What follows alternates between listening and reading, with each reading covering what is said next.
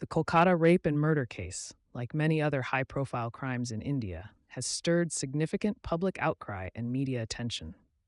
While specific details vary depending on the case you're referring to, I can provide a general overview of how such incidents have developed and been reported in Kolkata. 1. Incident and initial investigation. Discovery of the crime. A crime of this nature usually comes to public attention when the victim's body is discovered or when a missing persons report is filed. In some cases, the crime scene might provide immediate clues, while in others, the investigation can be more challenging, depending on the circumstances. Police response. The police typically launch an investigation, often forming special teams to handle sensitive cases like rape and murder. They might collect forensic evidence, examine CCTV footage, and interview witnesses.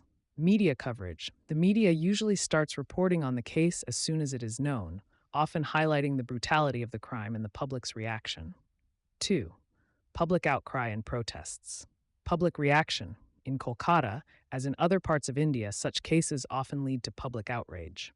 Protests demanding justice for the victim and swift action against the perpetrators are common. These protests can range from peaceful demonstrations to more intense confrontations with law enforcement. Political involvement. Politicians and public figures often get involved, either by visiting the victim's family, making public statements, or participating in protests. This can sometimes lead to a politicization of the case, with different parties blaming each other for law and order failures. 3. Arrests and legal proceedings. Arrests. Once suspects are identified, the police usually move quickly to arrest them. In some cases, there might be delays or complications, which can lead to further public frustration and media scrutiny. Charges and trials.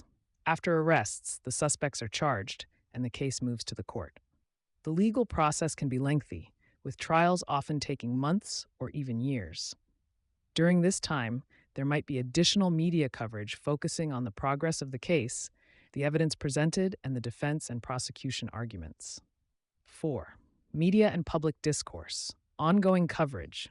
Throughout the investigation and trial, the media continues to report on developments. This can include interviews with legal experts, commentary on the criminal justice system, and updates on the victim's family. Social media impact. Social media plays a significant role in shaping public opinion and keeping the pressure on authorities.